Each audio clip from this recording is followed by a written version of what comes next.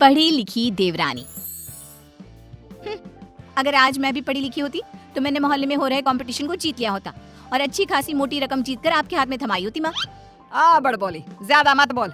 जितना तेरा कद है ना उससे भी 50% कम बोला कर। इस घर में ही क्या, हमारे खानदान में किसी भी औरत को पढ़ने की इजाजत नहीं है। देख तेरी बड़ी भाभी मधु, ये भी कहाँ पढ़ी है, इसके घर वालों ने भी इसे पढ़ने नहीं दिया। तो अब आप बाकी लोग जो करेंगे वही करोगी? पढ़ना सिर्फ लड़कों के हाथ में है। किताब, पेन, पढ़ाई ये आदमी ही कर सकते हैं, क्योंकि उन्हें ही तो आगे जाके कमाना है। औरतों को तो सिर्फ बेलन, झाड़ू और पोछा यही करना है जीवन भर। और तेरे इस कंपटीशन को जीत कर मुझे नहीं चाहिए पैसे। मेरा बड़ा बेटा सागर अब कमा रहा है और छोटा बेटा तेज भी अपने कॉलेज की पढ़ाई के बाद कमाएगा ही। तारिणी, तू तो बस अपनी बड़ी भाभी से खाना बनाना और घर के बाकी काम करना सीख ले। सच में आप सबकी सोच ना जमीन में धसी हुई रहेगी लाइफ टाइम। न जाने क्यों मैं इस घर में पैदा हुई। ऐसा नहीं बोलती तारिणी। तारिणी रोकर अपने कमरे में चली जाती है। पाठक परिवार में आज तक किसी भी लड़की ने पढ़ाई नहीं की और सिर्फ लड़कों को ही इजाजत दी जाती है, लड़कियों को नहीं। बिंदु के 2 बेटे होते हैं। बड़ा बेटा सागर जो एक अच्छी नौकरी करता है और उसकी बीवी मधु है, और छोटा बेटा तेज जो अभी कॉलेज में अपने लास्ट ईयर की पढ़ाई पूरी कर रहा होता है। बिंदु और यशराज ने कभी अपनी बेटी तारिणी को पढ़ने नहीं दिया, जिसकी शिकायत वो आज तक करती है। तेज को अपने कॉलेज में प्रीति नाम की एक लड़की से प्यार हो जाता है। प्रीति, वो दरअसल मुझे ये बात तुमसे बहुत समय से कहनी है। कल इकोनॉमिक्स के क्लास के बाद मैं तुम्हारे लिए रुका भी था, लेकिन तुम चली गई। बोलो ना तेज, क्या हुआ? क्या कहना है तुम्हें? प्रीति, अब मुझे तुमसे प्यार हो गया है। क्या तुम मुझसे शादी करोगी? देखो, हम पिछले 5 साल से एक दूसरे को जानते हैं। आई नो तेज, जैसे तुमने अपनी जज्बातों को मन में छुपा के रखा, वैसे मैंने भी छुपाया। मैं भी तुमसे प्यार करती हूँ, लेकिन मैं तुमसे शादी कैसे कर पाऊंगी? क्यों? कौन रोक रहा है हमें? जहाँ तक मुझे पता है हमारे शहर में लड़कियों को पढ़ने नहीं देते, ना ही पढ़ी लिखी लड़कियों से शादी करवाई जाती है। तुम्हारी बहन तारिणी भी नहीं पढ़ पाई ना अब तक। आई नो, फिर तुम्हारी माँ कैसे मानेंगी? तुम इस सब की चिंता मत करो। I'll fix that all। बस भरोसा और हिम्मत रखो। तेज घर जाकर अपने माता पिता बिंदु और यशराज से बात करता है इस बारे में, और प्रीति के बारे में जानकर बिंदु और यशराज कहते हैं, तू बोरा गया है क्या लल्ला? देख, ये सब हमारे घर में ही नहीं, राज घरानों में भी होता है। अब प्रीति के माँ बाप होंगे फिर पूरी, लेकिन हम नहीं। हाँ बेटा, ये शादी कतई नहीं हो सकती। शादी में लड़का आगे और लड़की पीछे होती है। वैसे ही जीवन में भी पत्नी पति से एक कदम पीछे ही होनी चाहिए। ठीक है, अगर आप लोगों को ये सही लगता है तो मैं भी वही करूंगा जो मुझे सही लगता है। अब आप सब मेरा मरा हुआ मुंह ही देखोगे। गंगा जल तैयार रखिएगा। हाय हाय लल्ला, ये तू क्या बोले जा रहा है? पागल हो गया है क्या?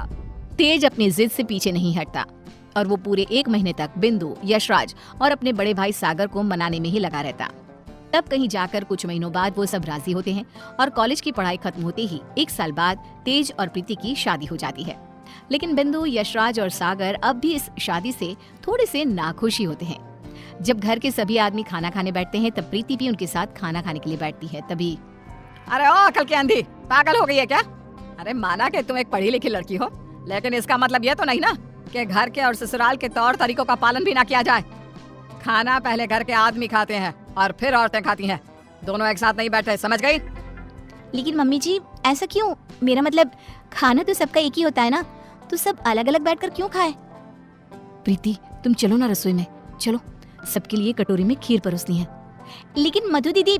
प्रीति, माँ और मधु जो कह रही हैं वो सब सुनो। तेज, अपनी बीवी को कुछ समझाओ। प्रीति, प्रीति गुस्से से उठकर रसोई में चली जाती है और मधु के साथ खीर को कटोरियों में परोसने में लग जाती है। प्रीति, हम इस घर की बड़ी बहू हैं, उसके बावजूद भी हमें हर मामले में, हर काम में पीछे रखा जाता है, जूती की नोक पे रखा जाता है, क्योंकि हम पढ़े लिखे भी नहीं हैं। अब सोचो, हम बड़ी बहू होकर भी हमारा ये हाल है, तो तुम्हारे साथ क्या क्या होगा?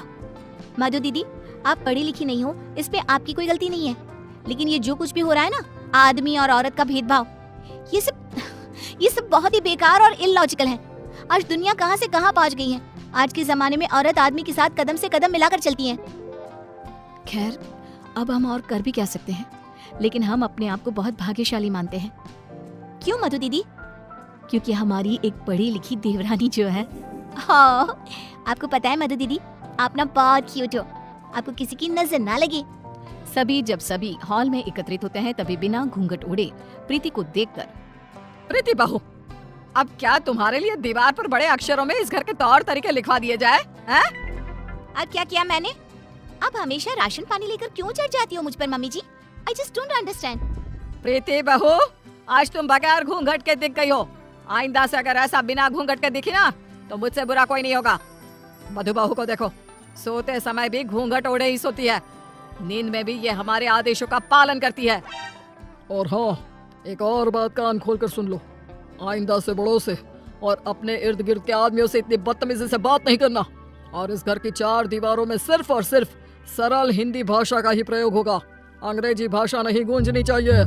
तेज, अपनी धर्मपत्नी को समझा कर रख।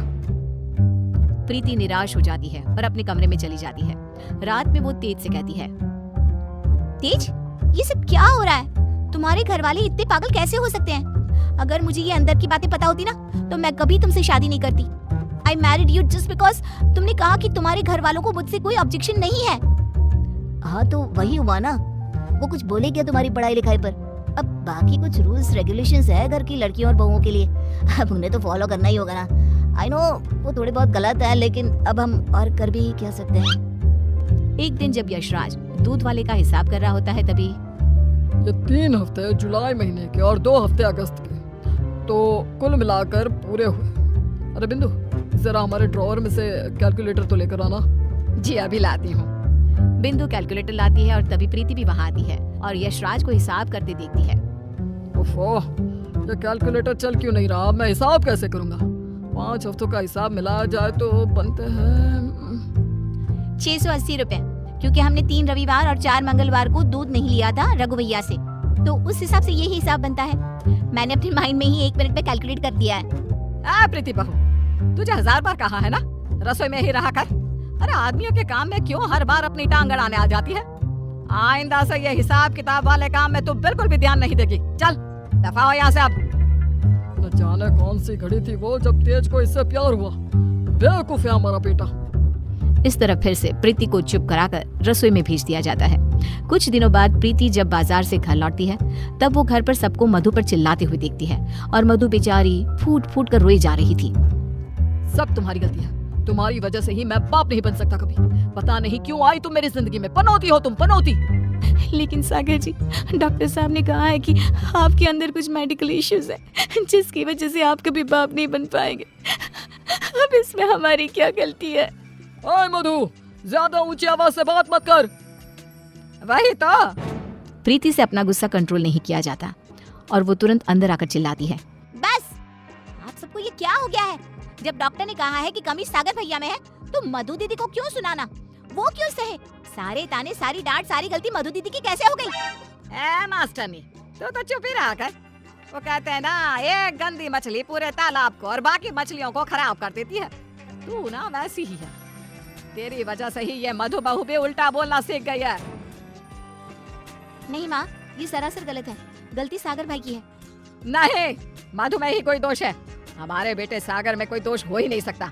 ये मनहूस मधु कुंडली मारकर बैठ गई है हमारे सागर के जीवन में। मधु दीदी, ये आपके हाथ पाँव पर निशान कैसे? बोलिए।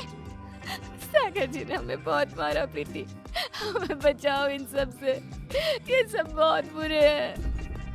मधु प्रीति के गले से लिपटकर रोए जा रही थी। सागर गुस्से में आकर मधु पर हाथ उठाने जा रहा था कि तभी प्रीति उसके पास जाकर उसका हाथ पकड़कर मोड़ देती है। मेरा हाथ।